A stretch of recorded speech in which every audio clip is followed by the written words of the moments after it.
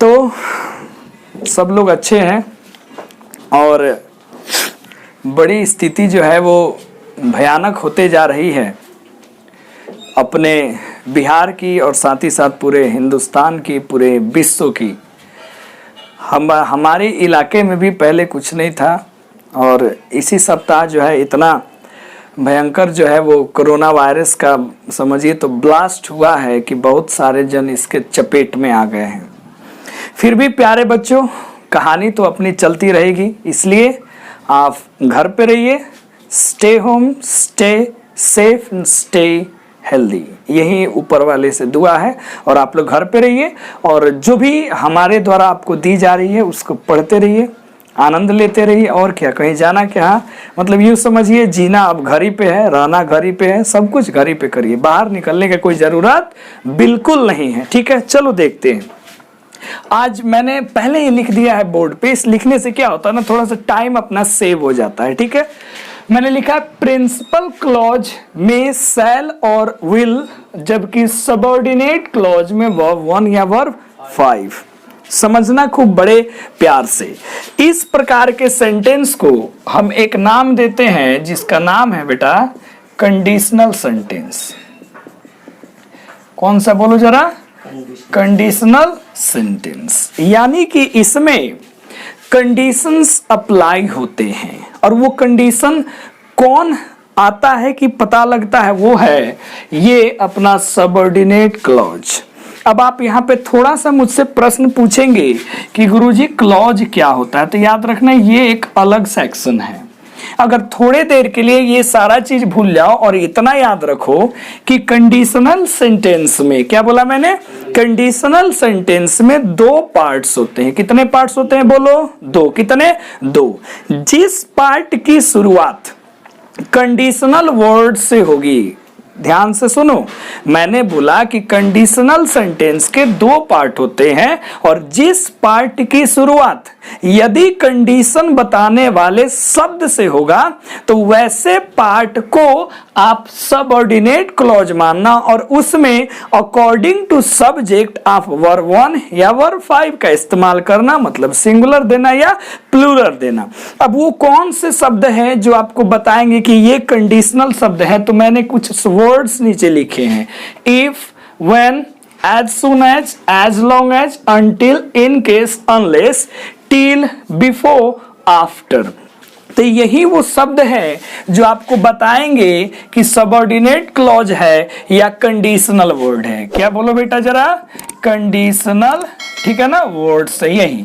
और इन्हीं सब शब्दों के बाद जो सेंटेंस का शुरुआत होगा उसका जो सब्जेक्ट होगा उसी सब्जेक्ट के आधार पे आप वर्ब 1 या वर्ब 5 देना और बाकी जो पार्ट बचेगा उसमें शैल और विल का इस्तेमाल करना। ठीक है बेटा, जरा एक अगर मैं एग्जांपल लिखूं और ये प्रीवियस ईयर अपना है, बड़ा इंपॉर्टेंट है, याद रखना, ये कईयों बार एग्जाम में पूछता है, चाहे वो एकेडमिक सेक्शन हो चाहे वो कॉम्पिटिटिव सेक्शन हो, यहां से क्वेश्चन आने की संभावनाएं 99% होती है, मतलब ज्यादा होती है। देख लो बेटा, जैसे अगर मैं लिखूंगा, ये सवाल पूछा हुआ है कि इफ इट डैश, ठीक है जी, आई शैल स्टे हियर, ठीक है जी, ये हमने लिखा। ऑप्शन हम आपको दे देते हैं, रेन, बी हमने लिख दिया रेन्स, हमने लिख दिया सी विल रेन, ठीक है जी, और हमने लिख दिया डी सेल रन। ठीक है बेटा, जरा गौर से एग्जांपल्स को रीड करो। ठीक है, मैंने फिर क्या लिखा, if it dash I shall stay here, अगर बारिश होगी या होती है तो मैं यहीं ठहर जाऊंगा। समझ रहे हैं? एक और एग्जांपल प्यारा सा लेते हैं कि you will not go there, तुम वहां नहीं जाओगे, when सी डैश यू। ठीक है, मैं क्वेश्चन का वो टाइप कर रहा हूं जहां से आपको बोर्ड में ऐसा ही प्रकार का क्वेश्चन आते हैं। ठीक है ना, मैंने लिखा बेटा कॉल, फिर हमने लिखा शैल कॉल, सी में लिख दिया विल कॉल, और आपको हमने डी ऑप्शन दे दिया, बोलो जरा कॉल्स। ठीक है, अब बड़े गौर से समझना चीजों को। ये क्या वर्ड है, ये दिख रहा होगा आपको, एक कंडीशनल वर्ड यानी कि सबऑर्डिनेट क्लॉज यहीं से शुरू होता है और इसके बाद जो सब्जेक्ट होगा उस सब्जेक्ट के अनुसार अपने को वर्ब 1 रखना है या वर्ब 5 रखना है। तो बोलो ईट सिंगुलर है तो वर्ब 5 आएगा, तो कौन वाला करेक्ट हो जाएगा, रेन्स। यानी कि इफ इट रेन्स, क्या बोला मैंने, बोलो जरा, if it rains I shall stay here, अगर बारिश होगी या बारिश होती है तो मैं यहीं ठहर जाऊंगा। तो ऐसे सेंटेंस में ख्याल रखना। सेकंड वाला एग्जांपल है, ये नॉट गो देयर, तुम वहां नहीं जाओगे, कब, when she dash you, जब वह तुम्हें बुलाएगी। समझ रहे हैं ना, बुलाती है मगर जाने का नहीं, समझ रहे हैं, याद रखना। तो बताओ जरा सा, ये तो कंडीशनल वर्ड हो गया, बोलो हाँ या ना। अब इसके बाद जो है देख लो क्या लिखा है, सी सिंगुलर मांग रहा है तो हम क्या देंगे, बोलो कॉल्स देंगे। क्या देंगे, कॉल्स। अब सेम कॉन्सेप्ट जो है हम लोग पढ़ेंगे जब मोडाल ऑक्सिलरी वर्ब। ऑलरेडी मैंने क्लास में स्टार्ट कर दिया, कुछ बच्चों ने पूछा भी कि सर मोडाल ऑक्सिलरी वर्ब आपने क्यों नहीं पढ़ा है, तो मैंने सिलेबस वहां से शुरू किया जहां से मेरे प्यारे बच्चे क्लास में पढ़ चुके थे, ताकि उनकी स्टडी कंटिन्यू रहे। हालांकि अगर आपका डिमांड है तो जरूर पूरा किया जाएगा, बस थोड़ा सा सब्र रखो, ठीक है ना। चलो इतना नोट कर लो, ठीक है ना, फिर मैं आगे बढ़ता हूं, ठीक है। अगर इसी को मोडाल ऑक्सिलरी वर्ब में पूछता है, 1 मिनट रुक जाइए, अरुण भाई हमारे कैमरामैन हैं, ठीक है, और उनके साथ देने के लिए संदीप भाई यहाँ बैठे हुए हैं, ठीक है। जो भी दिक्कतें होती हैं यही बच्चा लोग काम करता है, ठीक है। देख लेते हैं पहले, जो भी हो, मान लो अगर same question modal auxiliary verb में जाता है, कहां जाता है बोलो जरा, मोडाल ऑक्सिलरी वर्ब में अगर जाता है तो वो क्या करेगा ना, वो आपसे ऐसे पूछेगा, देख लो सेम क्वेश्चन, इफ इट अगर यहां कर देते हैं बेटा रेन्स, और यहां कर देगा आई, और यहां ऑप्शन दे दिया स्टे हियर। अब आपको ऑप्शन में लेके आ गया, अगर जरा ध्यान से देखो, सेल, ठीक है बेटा, फिर लेके आ गया वुड, फिर लेके आ गया विल, फिर लेके आ गया शुड, ठीक है। ऐसे क्वेश्चन तो ये कहां सेट करेगा बोलो जरा, ये जब मोडाल से क्वेश्चन पूछेगा ना वहां सेट करेगा। सेम क्वेश्चन को ऐसे वो थोड़ा सा घुमाएगा। तो इफ इट रेन्स आपको तो क्लियर हो गया, ये कंडीशनल सेंटेंस की बात हो रही है सर कि अगर एक पार्ट मेरा सबऑर्डिनेट क्लॉज है तो दूसरे पार्ट में अपने को शैल विल रखना है। तो आई के साथ जनरली किसका इस्तेमाल होता है, शैल का इस्तेमाल होता है। तो इसका करेक्ट आंसर बोलो जरा, ए हो जाएगा शैल। बोलो क्लियर हुई बात। यानी कि ये रूल बस ये रखना है कि इस वाले रूल में 2 पार्ट होंगे सेंटेंस के। एक पार्ट होगा कंडीशनल वर्ड से शुरुआत होगा, वो फर्स्ट में भी आ सकता है लास्ट में भी आ सकता है, ये हमेशा माइंड में मेकअप रखना। तो जिस पार्ट की शुरुआत कंडीशनल वर्ड से होगी वहां पे हम लोग क्या करेंगे बोलो जरा, वर्ब 1 या वर्ब 5 यानी कि प्रेजेंट में रखना है। और जिसमें कंडीशनल पार्ट नहीं होगा उसमें हमको शैल या विल रखना है। एग्जाम में याद रखना शैल विल ही बताएगा कि ये वाला रूल है कि नहीं है, या वर्ब 1 या वर्ब 5 बताएगा शैल विल रखे या नहीं रखे। Hope you have understood it very very good. अब इसको नोट कर लो, ठीक है, फिर हम लोग आगे बढ़ते हैं।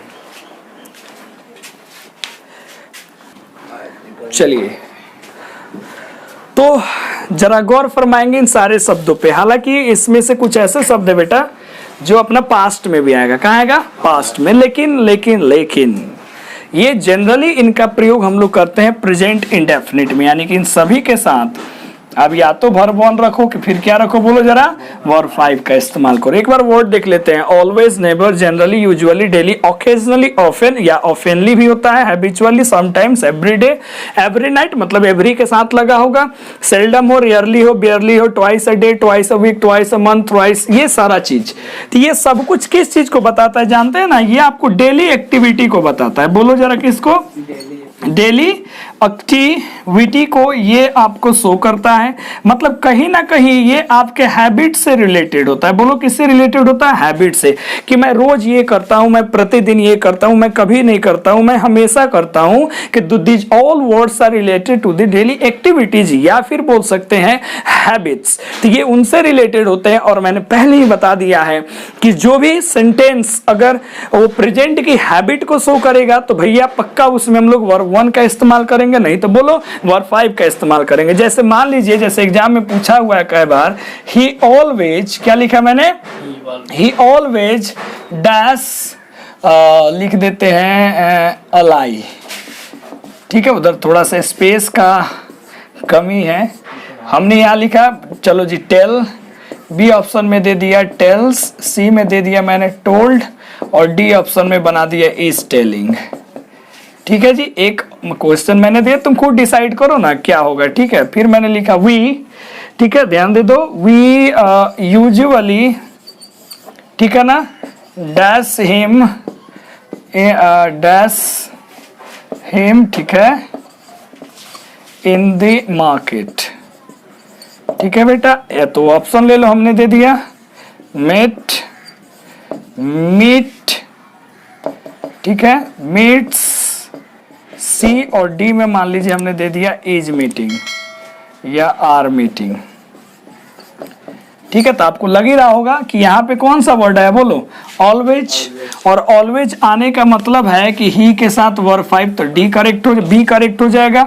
यहाँ पे कौन सा वर्ड आ गया, यूजुअली, तो ये सब किसको दिखाता है, डेली एक्टिविटी या हैबिट को शो करता है, तो वी के साथ तो वर्ब 1 आता है ना, तो मीट वाला ऑप्शन करेक्ट हो जाएगा। तो इस पे भी क्वेश्चन आते हैं, तो ये सारे वर्ड्स को क्या करना, कैसे भी याद कर लेना, ठीक है, ताकि एग्जाम में इससे रिलेटेड क्वेश्चन आए तो तुम्हें तकलीफ ना हो। फटाफट इसको नोट करो, फिर अगले पॉइंट पे आते हैं।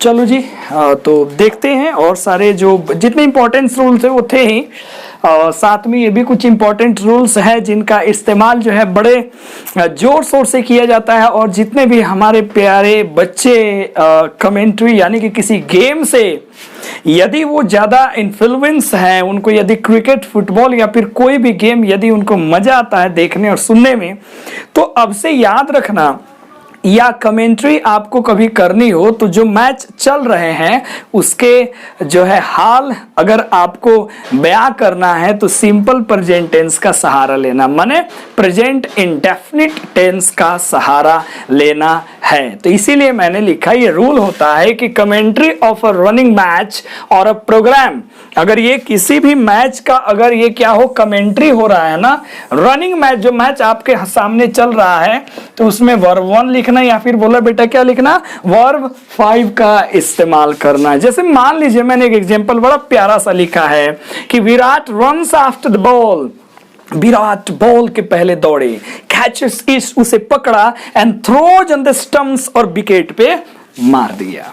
तो ऐसे ना होता है जी, Mahendra Singh Dhoni is on the strike and he hits the ball and the ball goes beyond to the boundary line and it is a huge sixer almost 105 metres. तो ये ऐसा आपको कमेंट्री जो है सुनने को क्या मिलता है, तुरंत आता है, Yuzvendra Chahal bowls very well and he takes 5 wickets in this series. That's why he is the man of the match of this particular match. तो ऐसा करके मजा आता है कमेंट्री सुनने में।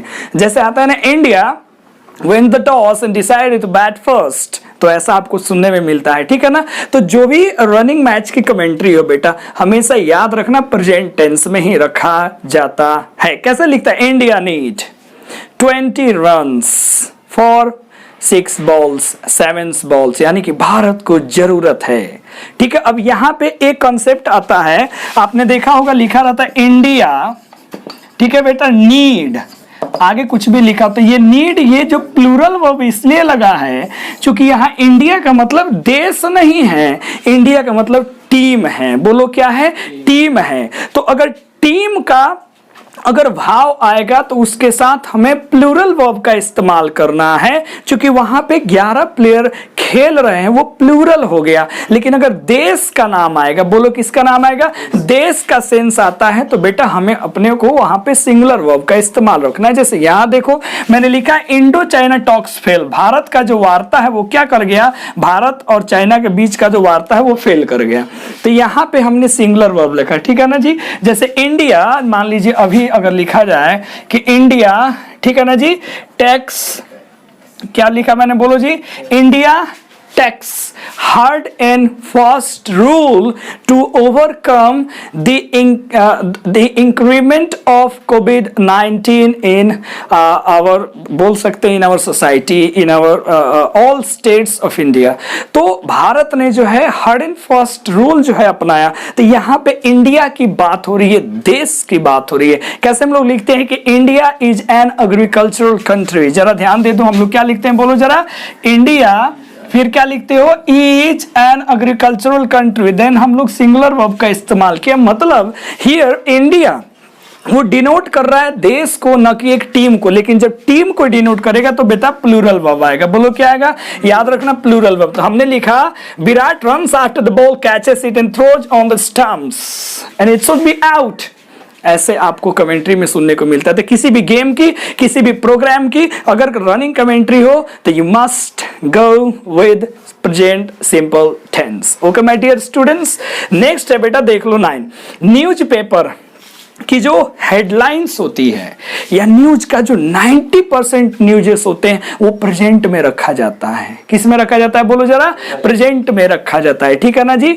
तो यहां पे जो है याद रखना, न्यूज़पेपर जब भी पढ़ना तुम्हें मिलेगा प्रेजेंट के सेंटेंस, लेकिन भाव पास्ट के रखना है। किसको रखना है, बोलो जरा, पास्ट को रखना है। समझ रहे हैं ना बात को, समझे कि नहीं समझे जी। चलो जी, तो जैसे मान लीजिए क्वेश्चन आ गया, Vikas Dubey shoots in an encounter yesterday in UP. तो जैसे आता है कि उसको जो है विकास दुबे को कल जो है वो एनकाउंटर कर दिया गया, गोली मार दी गई यूपी में, तो ये सेंटेंस होगा पास्ट का, नो डाउट टाइम पास्ट है, लेकिन आप उसको प्रेजेंट में लिखेंगे। न्यूज़पेपर में सामने वाली बात होती है। तो न्यूज़पेपर की कहानी हो या स्टोरी टेलिंग हो, स्टोरी टेलिंग भी पास्ट की होती है। जैसे मैंने लिखा at last Ram kills Ravan, जैसे कि आपको पता जाता है ना जी। तो एक राजा होता है, बोलते हैं देयर इज अ किंग, उसकी एक पत्नी होती है, एक ही पत्नी तो हिज नहीं, देयर वाज बोलते हैं ना, there is a king, there is a queen. ठीक है, एक पत्नी होती है, एक मतलब रानी होती है। फिर हम लोग बोलते हैं कि उसके 4 पुत्र होते हैं, तो ही हैज 4 सन्स। तो जो भी आप बोलते हैं स्टोरी टेलिंग, वो ऑलमोस्ट क्या लग हर समय आप प्रेजेंट इंडेफिनिट टेंस का इस्तेमाल करते हैं। ठीक है जी। जैसे हम बोलेंगे लॉर्ड कृष्णा प्रीचेस अर्जुन इन कुरुक्षेत्र, भगवान कृष्ण ने उपदेश दिया अर्जुन को कुरुक्षेत्र में। तो ये सेंटेंस, हालांकि ये बातें पास्ट की है, लेकिन आप उस घटना को जीवंत रूप दे रहे हैं प्रेजेंट में। तो ऐसी बातों को आप प्रेजेंट इंडेफिनिट में रखें तो ज्यादा बेस्ट होगा। ठीक है, हमने यहां पे बता दिया टू इश्यू अ कोटेशन, यानी कि कोई कोटेशन को अगर आपको बताना हो, जैसे मुझे बोलना है कि जॉन किट्स से या सेज, तो लिखेंगे says. Beauty is a thing of Joy, beauty क्या है, तो आनंद करने वाली चीज है, सुंदरता को बस आनंद करो, ये जॉन किट्स ने कहा था।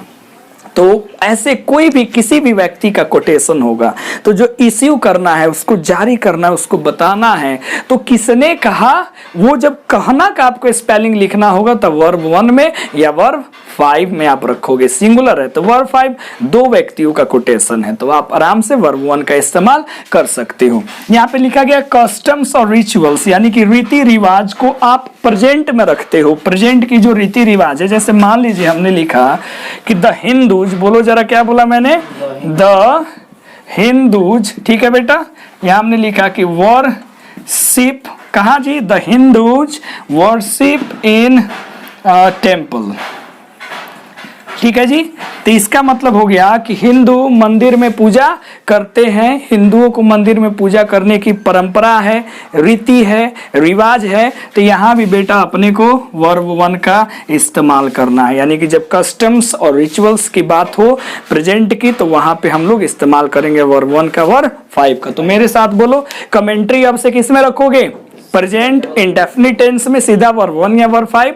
अगर आपको न्यूज़पेपर में कुछ हेडलाइंस दिखे या कोई भी, वो किस में रहता है, बोलो जरा, प्रेजेंट सिंपल टेंस में। जैसे मैंने तुरंत बोला कि India win the match, win the world cup, तो विन हमने बोला जी प्रेजेंट में, भारत ने वर्ल्ड कप या मैच जीत लिया बाय 5 विकेट्स, 5 विकेटों से, तो वहां पे अपने को प्रेजेंट इंडेफिनिट ही रखना है। ठीक है बेटा। दूसरी बात मैंने बोला अगर स्टोरी बोलनी हो, भले पास्ट की हो लेकिन बोल तो रहे प्रेजेंट में, तो सिंपल प्रेजेंट टेंस। किसी कोटेशन को बोलना हो, रीति रिवाज को दिखाना हो तो प्रेजेंट में। ठीक है तो इसको नोट करो, फिर आगे बढ़ते हैं। ठीक है, देख लेते हैं जरा सा।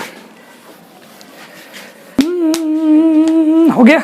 चलिए, तो ये प्रेजेंट का लास्ट रूल है, याद रखना, इससे ज्यादा पढ़ने की जरूरत नहीं है, ये पूरे कॉम्पिटिटिव तक आपको काम आने वाला है। ठीक है ना, तो इसलिए टेंशन लेने वाली बात नहीं है। पूरा प्रेजेंट इंडेफिनिट हमने खत्म कर दिया, कुछ छोड़ा ही नहीं भाई।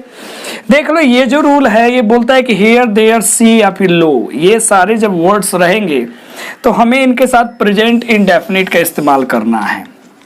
किसका इस्तेमाल करना है? प्रेजेंट इंडेफिनिट का। लेकिन ये वाला साइन आपको दिया रहेगा, यानी कि ये इस साइन को हम लोग क्या बोलते हैं बेटा, बोलो जरा, note of exclamation, note of exclamation. ठीक है ना, तो ये साइन आपको दिया रहेगा। जैसे मान लेते हैं यहां से क्वेश्चन कभी कभी पूछता है, जैसे हियर, यहाँ पे है जी कम, और क्या है जी, बोलो जरा, कम्स द बस। ठीक है, फिर मैंने लिखा देयर गो या गोज द बस, ये हमने लिखा। ठीक है, हमने लिखा सी, देखो देखो वो आ गई, सी कम या कम्स। ठीक है, राधा तेरी चुन राधा। ठीक है, ये जरा ध्यान से देख लो, हमने यहां जोड़ दिया, यहां देख लेते हैं ध्यान से, समझ रहा ना जी। हियर कम या कम्स द बस सिंगुलर है तो क्या लगा देंगे, singular. There goes the bus है तो क्या लगा देंगे, बोलो गोज।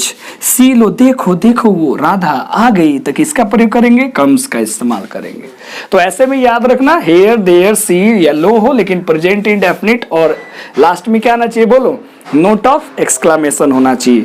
तो हमको जहां तक उम्मीद है इतने रूल्स काफी हैं, काफी नहीं ये तो लगता है अंत है। ठीक है, फिर भी अंत नहीं बोल सकते, हो सकता है कुछ और भी बातें होगी, लेकिन मेरे पॉइंट ऑफ व्यू से इतने रूल आपको प्रेजेंट इंडेफिनिट में यदि याद है तो फिर आपको कहीं से भी कोई दिक्कत, परेशानी, कोई तकलीफ, कोई दुख, कोई दर्द, कोई पीड़ा, कोई कष्ट नहीं होने वाला है। तो आई होप सारे रूल्स को आप देखिए, और यदि आप इस चैनल पे एकदम तरोताजा है तो फटाफट जो है सब्सक्राइब बटन को प्रेस करिए, फिर बेल आइकन आएगा उसको प्रेस करिए, ताकि सारे नोटिफिकेशंस आपको सबसे पहले मिल चुके और हमारे साथ आप जुड़े रहिए। तो चलिए इसी के साथ बोलते हैं भारत माता की जय। फिर मिलते हैं अगली वीडियो में प्रेजेंट कंटिन्यूअस टेंस के साथ। Bye, see you.